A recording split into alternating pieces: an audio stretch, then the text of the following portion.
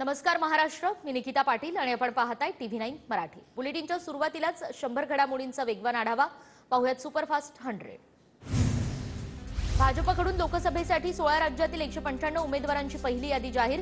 पंतप्रधान नरेंद्र मोदी पुन्हा एकदा वाराणसीतूनच लढणार, तर गांधीनगरमधून अमित शहांना दुसऱ्यांदा उमेदवारी।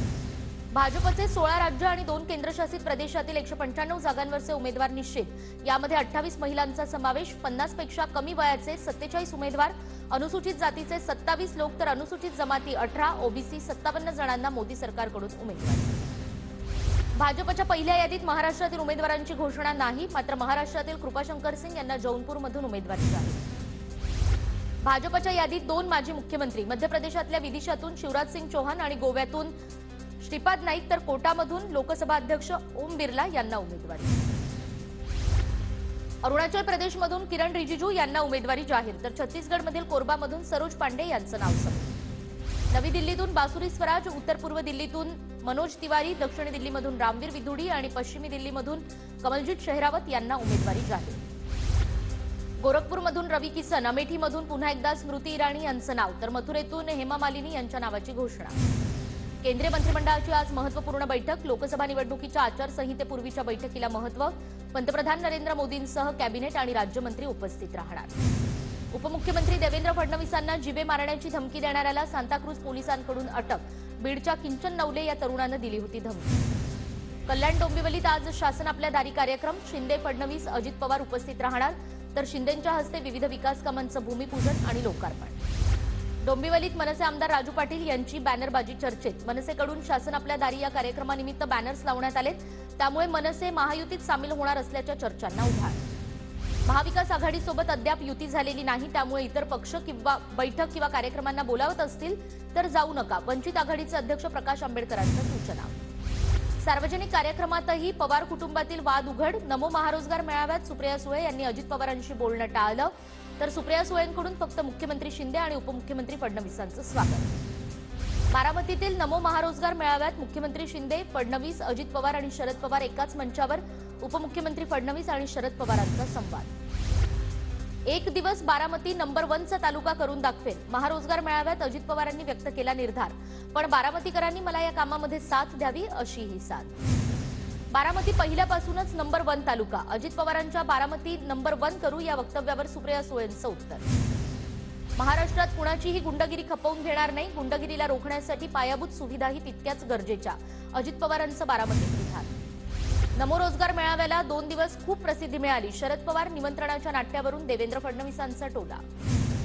राजकारण असतंच, पण नव्या पिढीला काम देतो ही भूमिका असेल तर मुख्यमंत्र्यांना आणि सहकाऱ्यांना खात्री देतो की आमची तुम्हाला साथ असेल, शरद पवारांचं नमो रोजगार मेळाव्यातून विधान।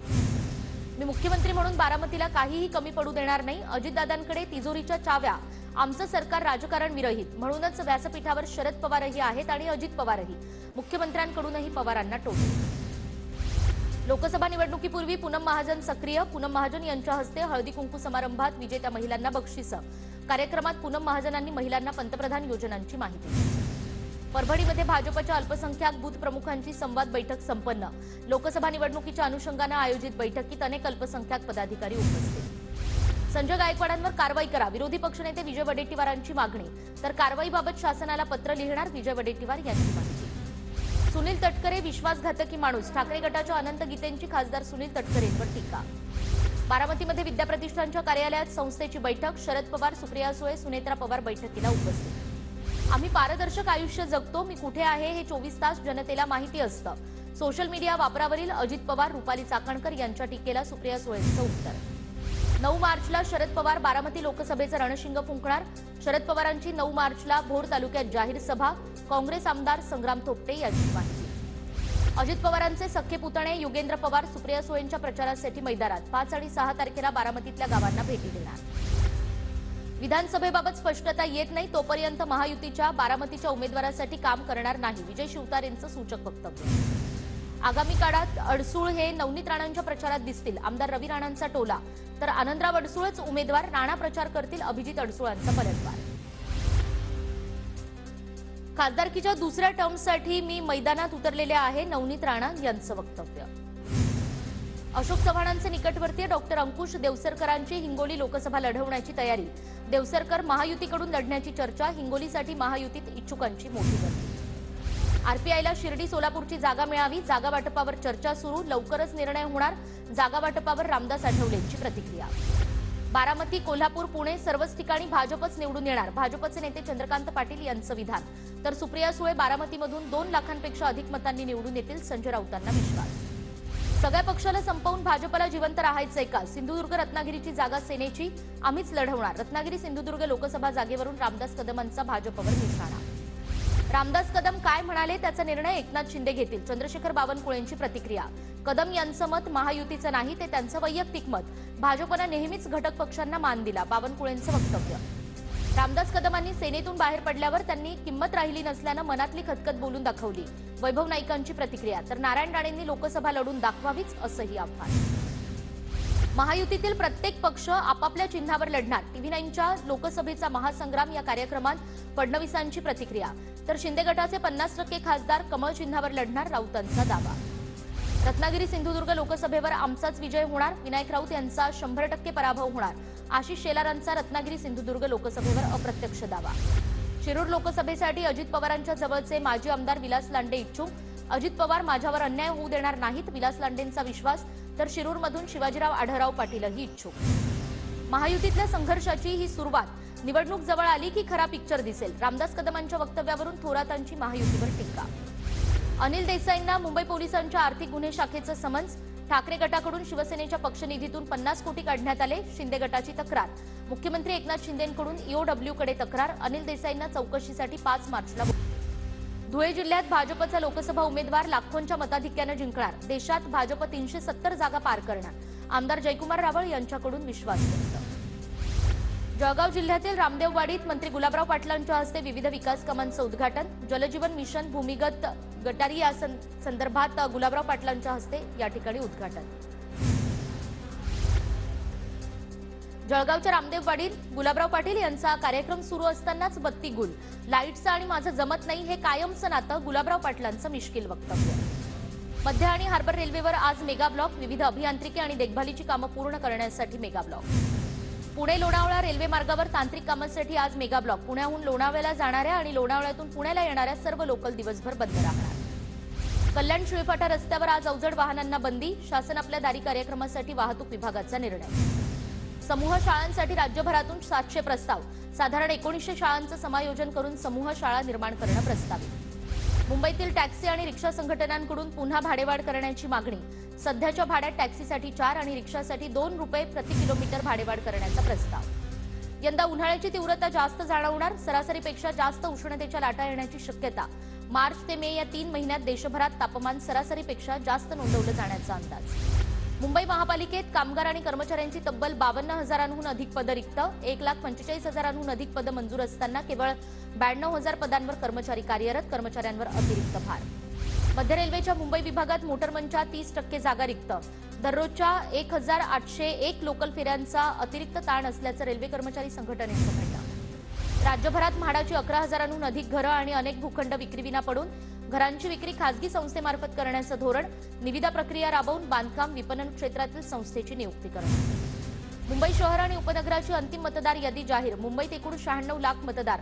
घराजवळच मतदान केंद्र उपलब्ध होण्यासाठी मुंबईत 8,353 मतदान केंद्रांची सोय.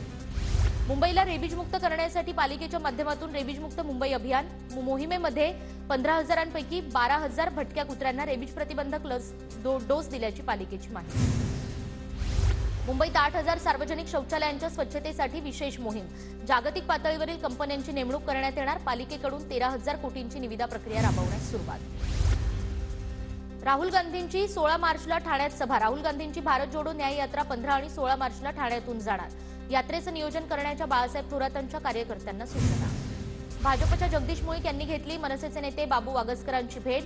पुणे लोकसभा निवडणूक लढण्यासाठी जगदीश मुळीक इच्छुक. पुण्याच्या ससून रुग्णालयातील तृतीयपंथीयांचा स्वतंत्र वॉर्ड रिकामा. सध्या एकही रुग्ण दाखल नाही.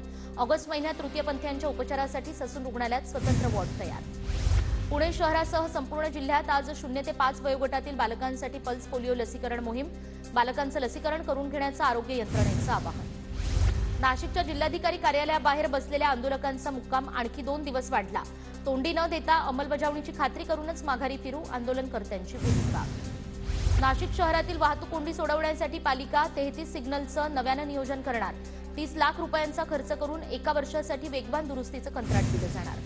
नाशिक मुंबई महामार्गावर टोमॅटोनं भरलेल्या पिकअपचा अपघात, वाहनाचं टायर फुटल्यानं पिकअप पलटी, महामार्गावर टोमॅटोचा चिखल, शेतकऱ्याचं नुकसान।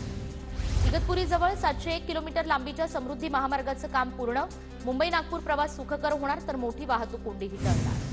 नागपूरच्या एम्समध्ये कॅन्सर रिसर्च सेंटर होणार, 7 विभाग मिळून कॅन्सर रिसर्च सेंटरची स्थापना केली जाणार। कॅन्सरवरील उपचार आणि संशोधनासाठी मोठी मदत होणार। भंडाऱ्यात आयोजित जिल्हास्तरीय गुंतवणूक परिषदेत 11 उद्योजकांकडून 192 कोटींचे करार, तर 514 जणांना रोजगाराची संधी उपलब्ध। भंडाऱ्यात प्रथमच पार पडली गुंतवणूक परिषद। शेगावचे संत गजानन महाराजांचा आज 146वा प्रगट दिन सोहळा, राज्यभरातून 700हून अधिक भजनी दिंड्या शेगावात दाखल, तर लाखो भाविकांची गर्दी। जळगाव जिल्ह्यातील पारोळा तालुक्यात अवकाळी पावसामुळे शेतकऱ्यांचं अतोनात नुकसान, मदत आणि पुनर्वसन मंत्री अनिल पाटील यांच्याकडून नुकसानग्रस्त भागाची पाहणी, पंचनामे करून सर्वतोपरी मदत करणार, अनिल पाटलांकडून शेतकऱ्यांना ग्वाही। नांदेड जिल्ह्यातील 92 गावांना अवकाळी पावसाचा फटका, 29,000 शेतकऱ्यांच्या पिकांचं अवकाळीमुळे नुकसान। गोंदिया जिल्ह्यात 54% पाणीसाठा उपलब्ध, तर जिल्ह्यातील सर्व धरणांमध्ये 50%हून अधिक जलसाठा, त्यामुळे कोणत्याही भागात पाणी टंचाई नाही। गोंदिया जिल्ह्यात यंदा भात पिकासह मका पिकाची शेती, 2016 हेक्टरवर मक्याची पेरणी, तर 52,000 हेक्टरवर भात पिकाची पेरणी। वाशिमच्या कारंजा आणि पोहामध्ये पावसामुळे मोठं नुकसान, 1539 हेक्टरवरील रब्बी पिकांना फटका, गहू, हरभरा, टरबूज, संत्रा, ज्वारी आणि भाजीपाल्याचं नुकसान। गोंदिया जिल्ह्यातील नुकसान भरपाईचे 80 लाख रुपये मिळाले, मात्र अजूनही 80 लाख रुपये शासनाकडे प्रलंबित। एप्रिल ते सप्टेंबर दरम्यान शेतकऱ्यांचं नुकसान। नवी मुंबईच्या कृषी उत्पन्न बाजार समितीत रत्नागिरी आणि देवगडचा हापूस आंबा दाखल, हापूस आंब्याची सिंगापूर, दुबई आणि कतारला निर्यात। नंदुरबार जिल्ह्यात तापमान वाढल्यानं टरबूजाच्या मागणीत वाढ, मागणी वाढल्यानं शेतकऱ्यांना चांगला दर मिळण्याची अपेक्षा। बुलढाण्याच्या उटी गावातील शेतकऱ्याकडून संत्र्याची बाग जमीनदोस्त, संत्र्याला भाव नसल्यानं शेतकऱ्याचं टोकाचं पाऊल। धुळे जिल्ह्यातील साक्री तालुक्यात पाण्याच्या शोधात असलेल्या बिबट्याची मान हंड्यात अडकली, वन विभागाच्या मदतीनं बिबट्याची सुखरूप सुटका। नंदुरबार जिल्ह्यातील प्रकाश आणि सारंगखेडा बॅरेज प्रकल्पांचा वीज पुरवठा खंडित, थकीत वीज बिल न भरल्यानं कारवाई। धुळे जिल्ह्याच्या साक्री तालुक्यातील पवारपाडा गुगळे या दिगरमधील जिल्हा परिषद शाळेत शिक्षक गैरहजर, गेल्या अनेक दिवसांपासून शाळेत शिक्षक येत नसल्याची पालकांची तक्रार, शिक्षकांवर कारवाई करण्याची पालकांची मागणी। नंदुरबार जिल्ह्यातील एसटी आगाराला 21 नवीन इलेक्ट्रिक बस मिळणार, इलेक्ट्रिक बस गाड्यांच्या चार्जिंगसाठी स्टेशन उभारण्यात येणार। भारतात पुन्हा मोदी सरकार यावं यासाठी मुंबईची शबनम शेख 12 ज्योतिर्लिंगाच्या दर्शनाला, भाजप सरकार महिलांसाठी चांगल्या योजना राबवत असल्याची शबनम शेखची प्रतिक्रिया। अबुधाबीमधील हिंदू मंदिर भाविकांसाठी खुलं, भाविकांसाठी ड्रेस कोडही लागू, मंदिरात तंग कपडे आणि टी शर्ट घालून जाण्यावरही बंदी।